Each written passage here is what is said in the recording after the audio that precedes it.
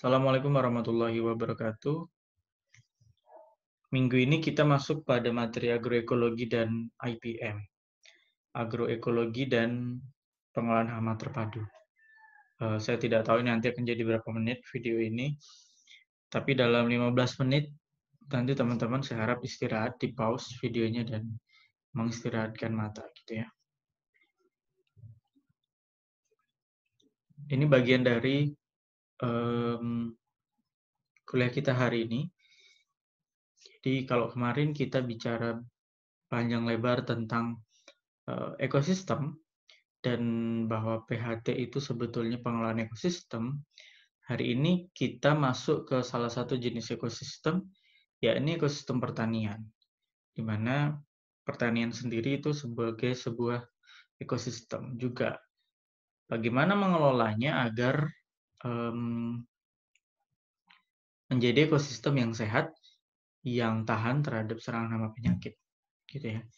Jadi pada akhir nanti teman-teman diharapkan mampu menciptakan sebuah agroekosistem yang sehat. Itu tujuan akhir dari kuliah hari ini. Teman-teman menjadi orang-orang yang mampu menciptakan ekosistem pertanian yang sehat, gitu ya. Ini grafik perkembangan populasi dari individu atau spesies atau jenis tertentu, gitu katakanlah hama termasuk di dalamnya. Jadi ini perkembangan populasi hama itu akan terus meningkat hingga mencapai garis keseimbangan. Garis keseimbangan itu dibentuk oleh biotik potensial yang dimiliki oleh hama tersebut dan dihambat dengan environmental obstacles, gitu ya. Kalau kita ingin membuat garis yang rendah, yang pendek, maka kita harus perbesar hambatan lingkungan, seperti itu kemarin ya. Dengan membuat equilibrium yang pendek, kita tidak perlu khawatir karena populasi hama akan bergerak hanya di sekitar garis equilibrium, sehingga tidak menyebabkan kerusakan yang tinggi. Ya. Idenya begitu. Nah, termasuk dalam pertanian, karena pertanian sendiri adalah sebuah ekosistem, itu berlaku hal yang serupa dengan tadi.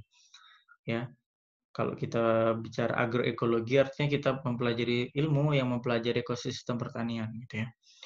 Bahwa pertanian atau lahan pertanian itu juga sebagai sebuah proses ekosistem atau sistem ekosistem. Di situ ada transfer energi ya, mulai dari matahari ke autotrof, ke tanaman yang kemudian energinya ditransfer ke herbivore, herbivore menjadi mangsa dari pemangsanya, predator dan sebagainya.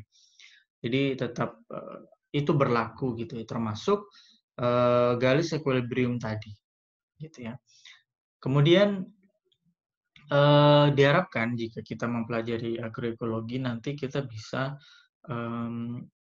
menciptakan sebuah ekosistem pertanian yang dapat meningkatkan produktivitas tanpa harus menyebabkan dampak yang buruk pada lingkungan. Termasuk membuatnya menjadi ekosistem yang rentan terhadap hama penyakit. Ya. Kenapa dia rentan ya? Nanti kita pelajari. Nah, dalam agroekologi dalam PHT gitu ya, kita punya satu buah paradigma bahwa garis pertahanan melawan hama dan penyakit itu di dalam pertanian adalah agroekosistem yang sehat, gitu ya. Nah, sehat atau tidaknya agrosistem itu dipengaruhi oleh beberapa faktor, gitu. 4 diantaranya atau 4 yang kita pelajari hari ini adalah komunitas, kemudian populasi, transfer energi dan intervention. Dan nanti kita pelajari itu lebih jauh. Nah, setiap 4 faktor ini itu membawa warnanya sendiri-sendiri. Ya. Jadi dalam sebuah agroekosistem itu komunitasnya bagaimana? Populasinya seperti apa, energi flow dan intervensinya seperti apa. Nah, nanti menghasilkan data-data tersendiri yang menentukan warna. Nah, warna-warna itu yang kemudian menggambarkan agroekosistem itu menjadi agroekosistem yang sehat atau agroekosistem yang tidak sehat. Tidak sehat itu artinya rentan ya, rentan terhadap serangan hama dan penyakit. Gitu. Itu tergantung pada 4 hal ini.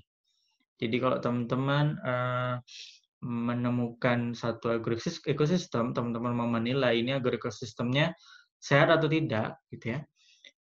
Teman-teman pahami 4 hal ini. Seperti apa di sini komunitasnya, populasi, energi flow dan intervention-nya seperti apa.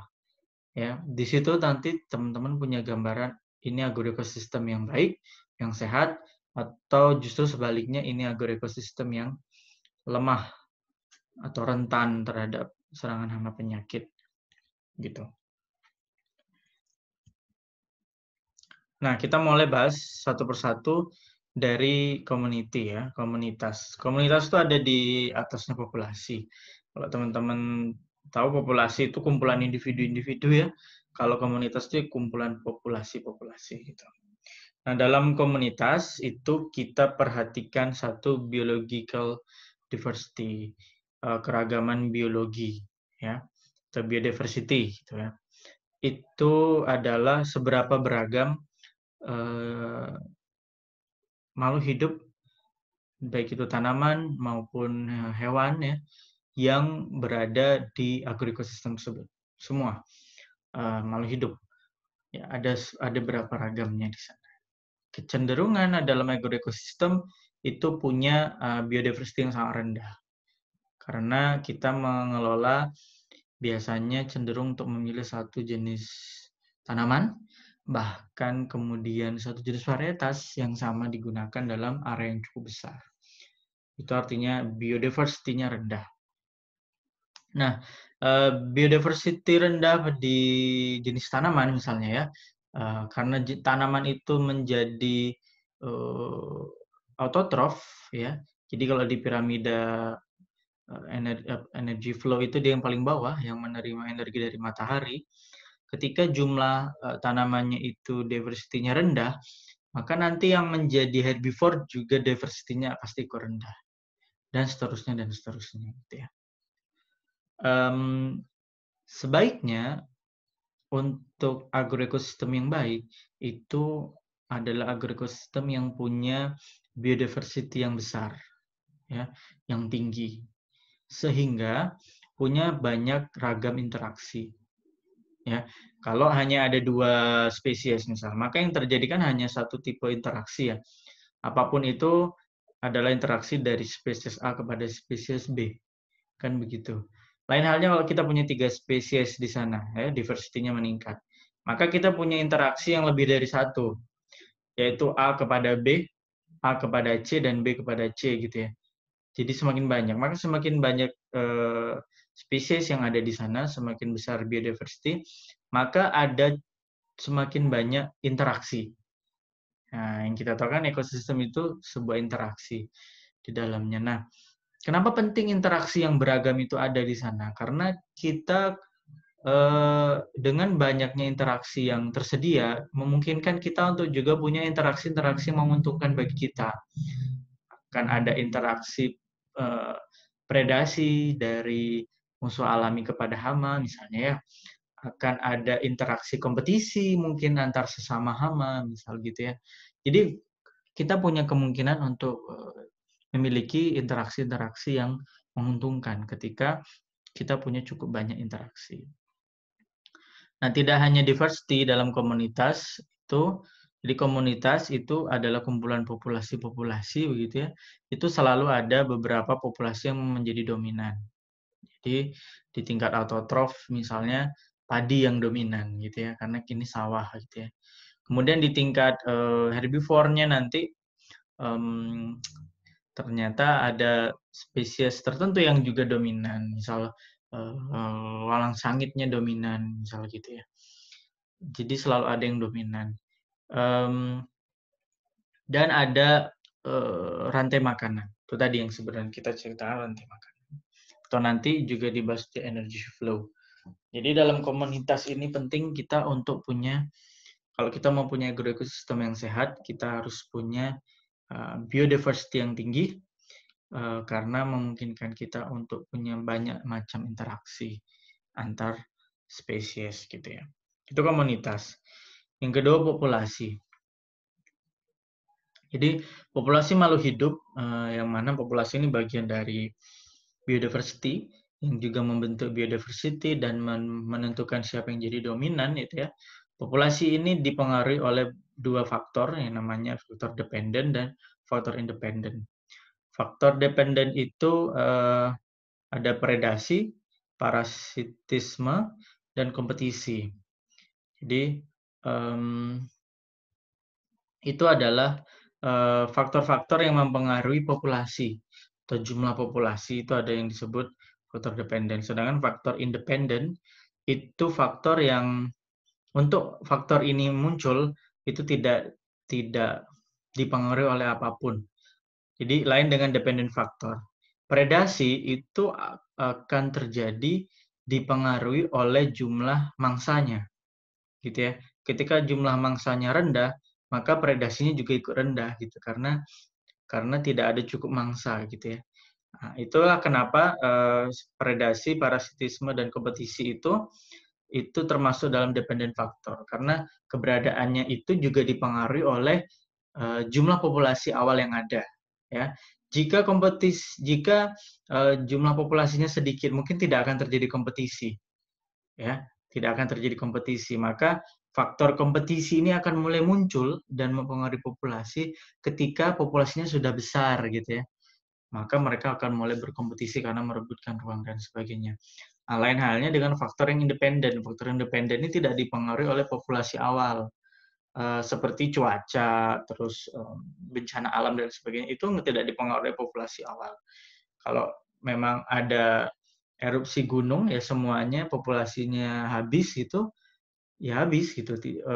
Erupsi gunung berapi itu tidak dipengaruhi oleh populasi awalnya. Gitu. Jadi ada dua tipe itu. Nah, secara sederhana kemudian populasi juga diartikan sebagai dalam rumus ini. Jadi populasi saat ini itu adalah populasi awal ditambah yang lahir, dikurangi yang mati, dan ditambah atau dikurangi yang datang dan pergi.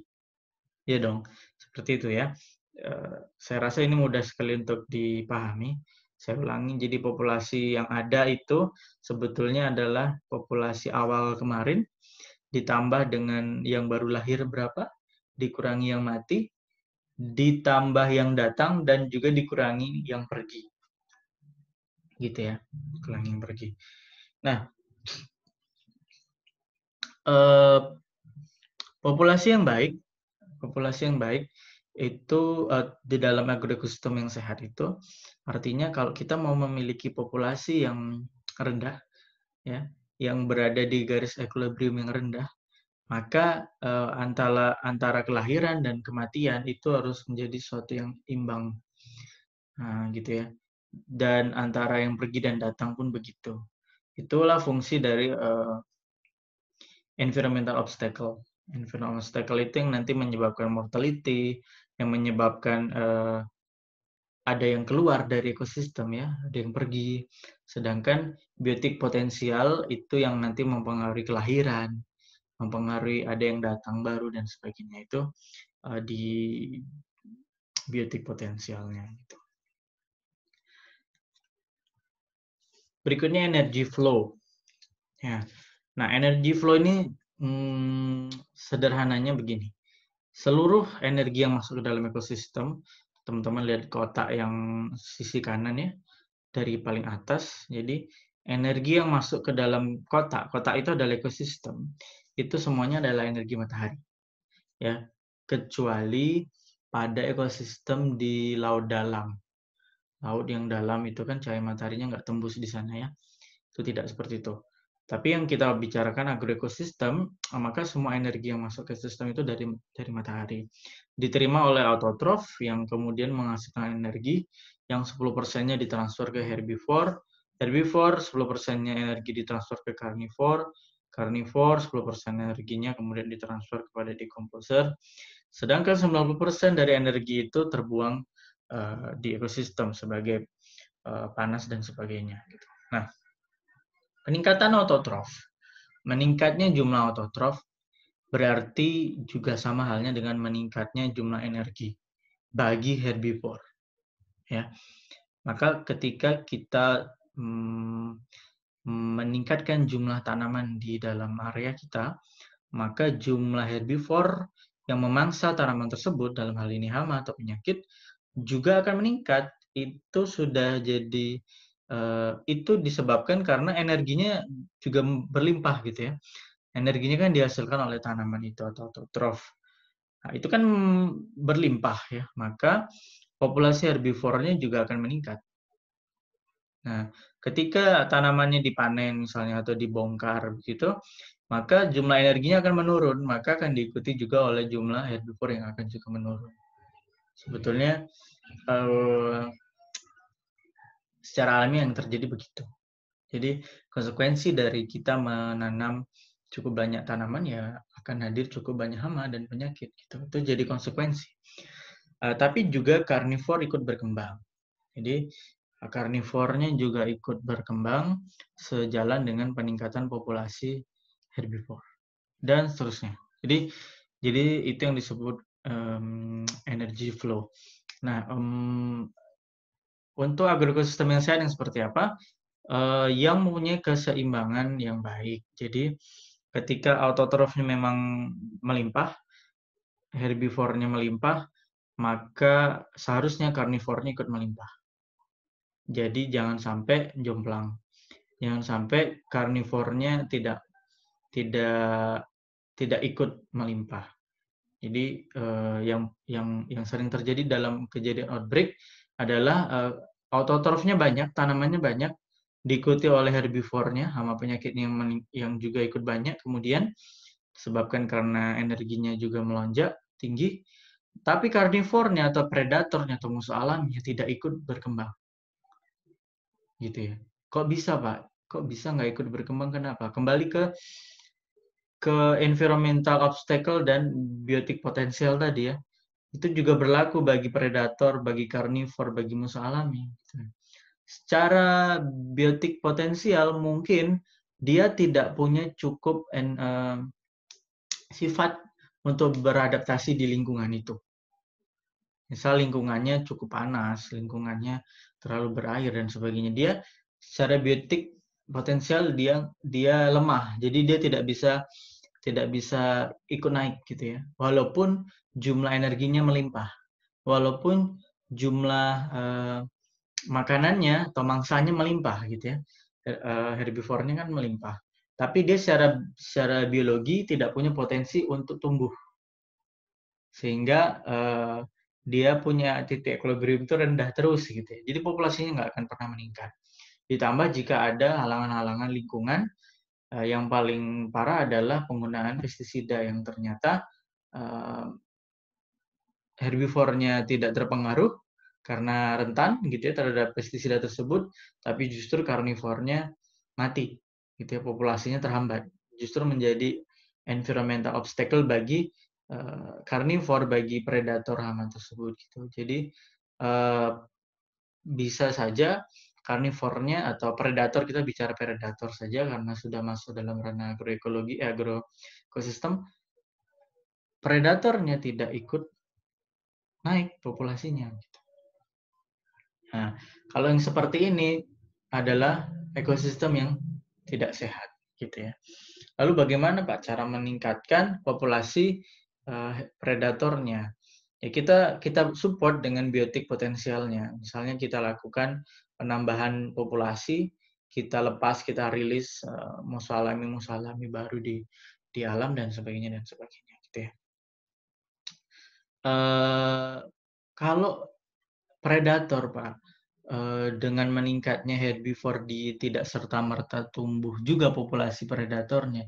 Berarti bisa juga dong ketika tanaman tumbuh cukup banyak, herbivornya juga tidak bisa tumbuh mengikuti jumlah tanaman tersebut gitu. Bisa saja. Itulah yang kita sebut dengan meningkatkan environment obstacle. Jadi meskipun makanan melimpah, herbivornya tidak kemudian tumbuh cepat karena ada banyak hambatan-hambatan lingkungan yang kita ciptakan. Itu juga bisa. Gitu ya. Jadi secara kesimpulan energi flow itu semakin tinggi energi flow yang diciptakan oleh satu kelas, misalnya autotrof, maka itu akan menyebabkan peningkatan populasi bagi herbivornya atau hama penyakitnya. Ketika hama penyakitnya melimpah, maka predatornya atau musuh alaminya juga akan meningkat. Jika tidak ada gangguan lingkungan atau environment obstacle, dan jika mereka memiliki potensi biologi yang tinggi untuk berkembang gitu ya. Kemudian intervention itu adalah ketika populasi yang satu mempengaruhi populasi yang lain di dalam ekosistem, baik itu menyebabkan kematian ataupun penambahan atau penambahan gitu ya. Itu bisa berupa kompetisi, predasi, simbiosis, aleopati, herbivore, parasitisme, dan lain-lain. Ada 2 parasitisme di sini, gitu ya. Itu salah satu bentuk intervensi. Intervensi ini kita harap terjadi dari predator kepada hama penyakitnya, gitu ya. Seberapa besar intervensi ini muncul. Tadi kan saya sebut di awal tentang biodiversity. Semakin besar biodiversity, semakin banyak spesies yang ada di sana, maka semakin banyak juga jenis interaksi, ya kan? Itu sehat bagi ekosistem. Karena dengan banyaknya jenis-jenis interaksi, itu memungkinkan kita untuk memiliki jenis-jenis interaksi yang intervention ini. Mungkin ada interaksi yang kompetisi, mungkin ada interaksi yang saling predasi, ada yang bersimbiosis, ada yang aleopati dan sebagainya gitu loh. Maka biodiversity tadi yang ada di awal itu penting untuk bagian intervention ini. Seberapa besar intervention ini akan terjadi tergantung pada biodiversity. Jadi paling awal sekali tadi kita bicara biodiversity karena ini akan mempengaruhi semuanya. Ini akan mempengaruhi semuanya gitu. Ketika termasuk di energy flow, ketika tanamannya melimpah, ya energinya berarti kan melimpah bagi hama penyakit. Hama penyakit ikut tumbuh. Nah, ketika hama penyakit besar, ini kan energi bagi karnivor. Karnivornya tidak bisa ikut tumbuh. Kenapa? Karena dia urusannya tidak hanya memangsa, dia juga butuh tempat bertelur dan sebagainya. Itu membutuhkan tanaman lain, tanaman bunga, sedangkan diversity tanamannya pendek atau kecil. Hanya ditanam padi, tidak ada tanaman bunga, tidak ada pohon-pohon yang lain, tidak ada tanaman perindang, dan sebagainya. Sehingga dia nggak punya tempat untuk bertelur, tempat untuk tinggal ya. Jadi walaupun mangsanya banyak, dia juga tidak akan bisa berkembang populasinya karena dia nggak punya tempat untuk bertelur. Maka diversity tanaman itu jadi kunci pertama. Diversity yang dimaksud adalah diversity autotrofnya dulu.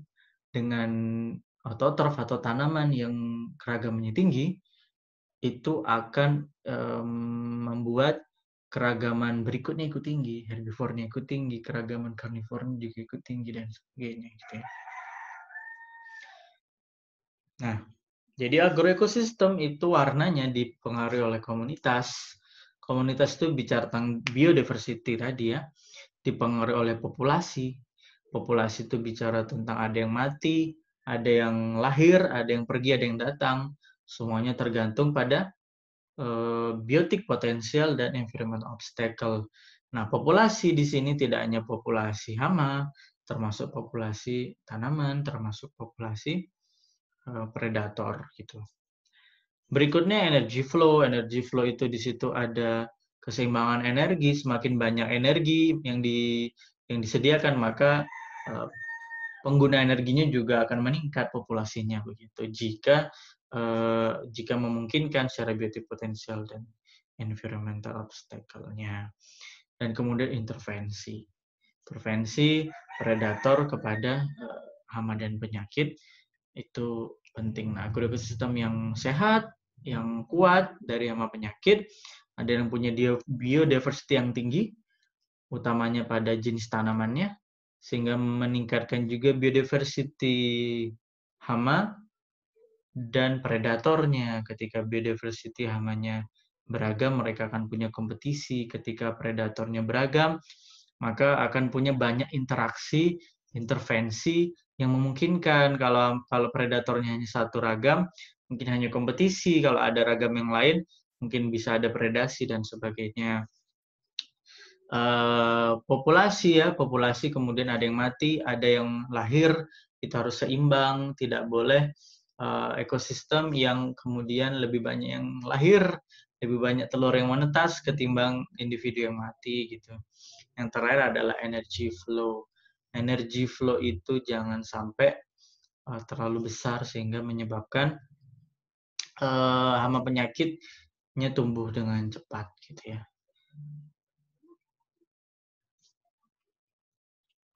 Nah, itu adalah ekosistem yang sehat. Ekosistem yang sehat.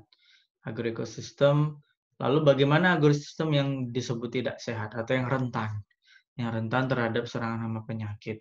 Yang pertama adalah agroekosistem yang punya diversity rendah. Ya, agroekosistem yang punya biodiversity rendah. Bagaimana dengan agroekosistem kita hari ini? Bagaimana orang nanam cabai, gimana orang nanam tomat, bagaimana orang nanam padi. Seberapa besar biodiversity-nya? Kecil sekali ya.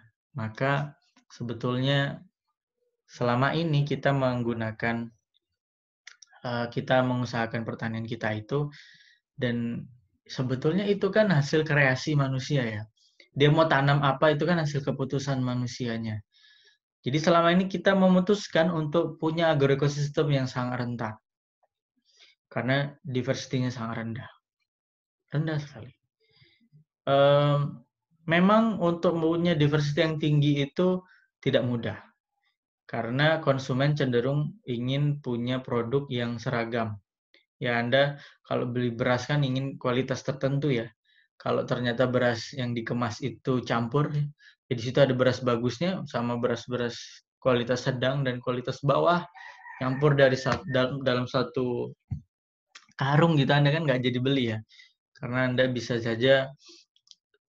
mungkin punya keinginan beli kualitas baik gitu ya. Begitu juga misal Anda beli buah misalnya, Anda kan ingin buah dengan yang manis gitu ya. Ketika pedagangnya bilang, ini campur mas varietasnya gitu. Mungkin nanti ada yang manis, ada yang kurang, makanya bentuknya juga beda-beda gitu. Anda kan nggak jadi beli ya, karena Anda maunya kan yang manis gitu. Sedangkan penjualnya bermaksud ini dicampur karena kita nanamnya dengan diversity yang tinggi gitu ya. Ini tantangan, jadi ini tantangannya sendiri. Artinya pengelolaan hama terpadu itu dalam perencanaannya butuh diversity yang tinggi.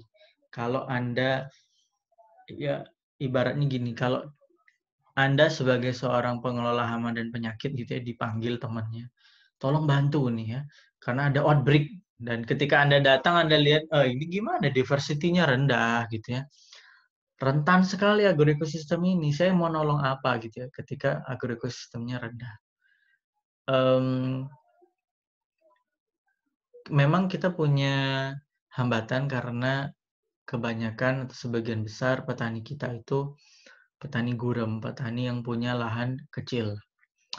Sehingga kalau mau ditanam lebih dari satu jenis tanaman, itu sulit. Ya, misal di situ tanam padi juga tanam cabai juga tanam bawang gitu ya. Itu kan diversity-nya lumayan tuh, lumayan tinggi. Itu sulit karena dia akhirnya cuma punya sedikit beras, nanti pada akhirnya punya sedikit bawang dan hanya punya sedikit cabai. Itu nanti menyulitkan kegiatan pemasaran setelahnya. Ya ini tantangan. Kita berarti untuk punya agroekosistem yang sehat itu nggak hanya urusan teman-teman yang belajar di hama penyakit, ini jadi juga urusan teman-teman yang belajar di budidaya, karena mereka yang men-setting agroekosistem di awal gitu ya, dan juga teman-teman sosial ekonomi, agribisnis, yang kemudian harus bisa menentukan model pemasaran ketika petaninya bilang mau meningkatkan biodiversity harus bagaimana. Saya dulu kerja di salah satu perusahaan swasta yang tugas kita adalah menanam pohon. Ya, tugas kita nanam pohon. Pohon itu ditanam, dirawat hingga umur 4-5 tahun gitu ya.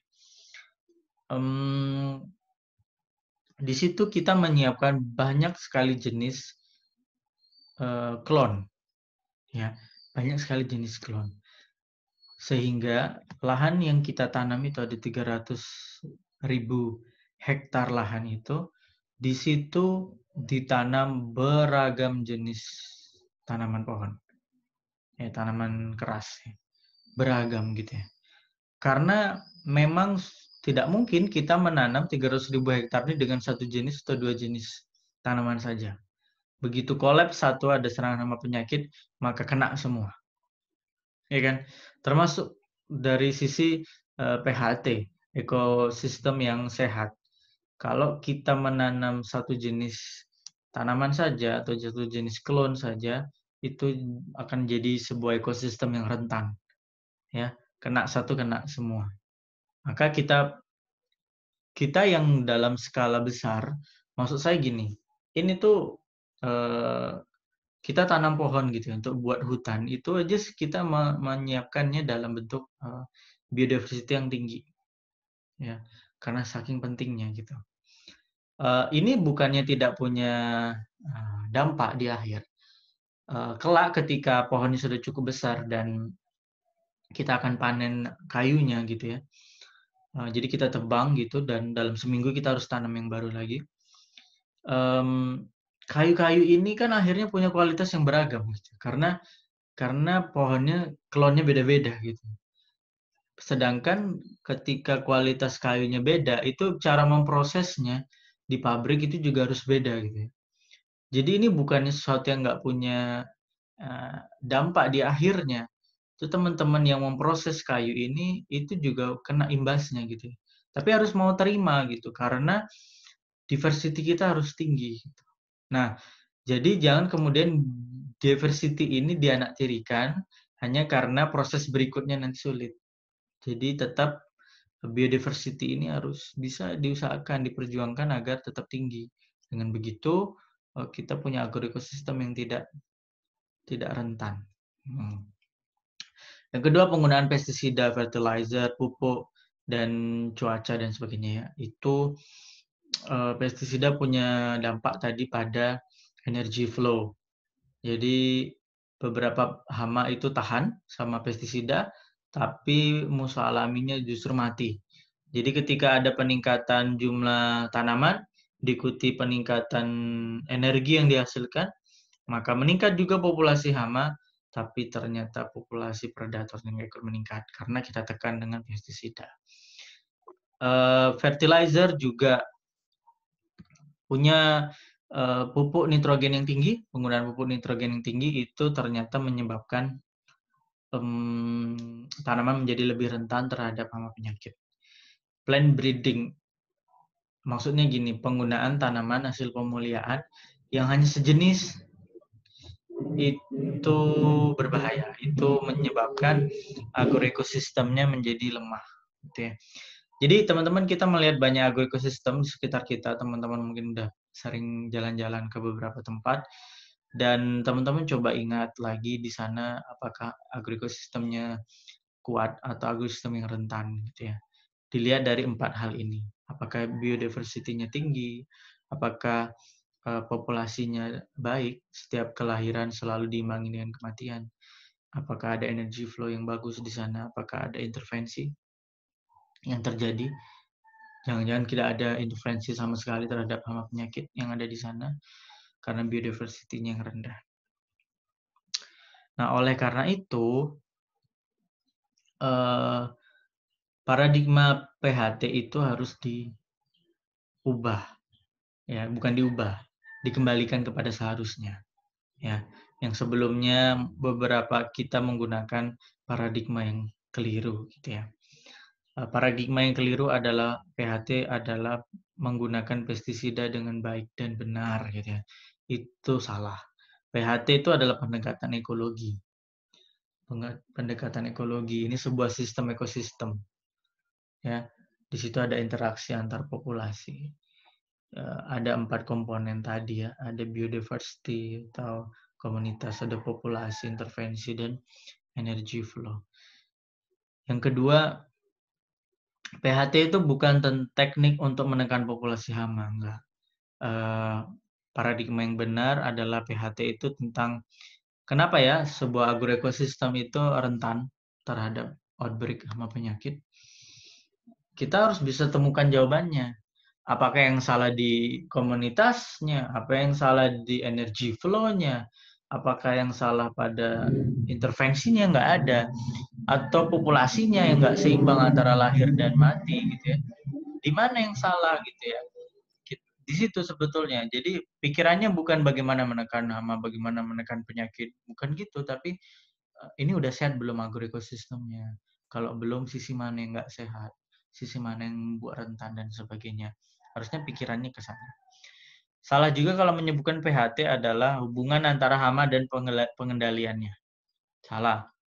Dalam PHT, ini adalah tentang hubungan antara hama dan predatornya dan keragaman tanaman yang ada di situ. Untuk itu berarti kalau kita mau punya agroekosistem yang sehat, kita harus pikirkan sejak awal dong, Pak. Iya, betul sekali. Maka dari itu, PHT itu tentang merencanakan. PHT ini tentang preventif, tentang pencegahan, bukan tentang hal-hal kuratif. Ya, bukan tentang hal kuratif. PHT seluruhnya adalah tentang perencanaan. Yang diikuti nanti dengan ya, semua tentang perencanaan. Nanti kita bahas itu di pertemuan-pertemuan berikutnya. PHT adalah tentang perencanaan. Nah, perencanaan yang seperti apa untuk membuat agroekosistem yang sehat? Perhatikan 4 hal tadi, harus terpenuhi semua. Kita harus punya tanaman yang sehat dengan biodiversity yang tinggi, memperhatikan tanah dan kesehatan tanaman secara biologi, fisik, dan chemical. Penggunaan nitrogen yang besar itu menyebabkan serangan hama yang lebih banyak. Herbivore in organic farming. Ya, jadi kalau kita bisa menggunakan nitrogen dengan tepat, dengan dosis yang tepat, kita bisa mengurangi serangan hama penyakit. Ada hubungan antara komunitas yang ada di dalam tanah dan di atas permukaan tanah. Itu termasuk dalam food chain. Tadi dalam komunitas ada interaksi terkait dengan biodiversity dan energy flow. Kemudian kita perlu mendesain kembali gitu ya agroekosistem kita. Ini sebuah lompatan besar nih, teman-teman ditantang nih hari ini untuk bisa punya satu ide gitu ya. Bagaimana sih nanam padi dengan ekosistem yang sehat? Bagaimana saya bisa nanam sawit misalnya dengan agroekosistem yang sehat, dengan agroekosistem yang kuat, gitu ya. Caranya gimana? Ya didesain kembali, dicari mana titik yang rentan, tutupi, gitu ya. Production syndrome, kita terlalu fokus pada produksi, peningkatan produksi, sehingga kita lupa dengan agroekosistem kita itu sehat atau tidak, agroekosistem kita itu rentan atau tidak. Kita terlalu fokus pada peningkatan produksi, padahal produksi yang tidak mempertimbangkan agroekosistemnya sehat atau tidak, itu menjadi produksi yang tidak sustainable, tidak bisa berkelanjutan, hari ini bisa tercapai, besok nggak bisa produksi lagi gitu ya. Jadi seharusnya ini sebuah paket teknologi yang digunakan dengan berbasis pada interaksi dalam ekosistem.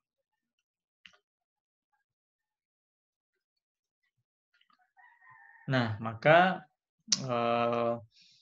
dalam merencanakan, dalam memperbaiki, dalam memenuhi tantangan yang tadi saya bilang, gimana Anda bisa membuat sebuah agroekosistem yang baik? Pertama, Anda harus bisa menentukan dulu apa yang membuat agroekosistem Anda itu rentan, gitu ya. Kemudian mengembangkan metode-metode atau teknik-teknik yang bisa meningkatkan ketahanan atau meningkatkan kesehatan agroekosistem, membuat garis equilibrium yang rendah.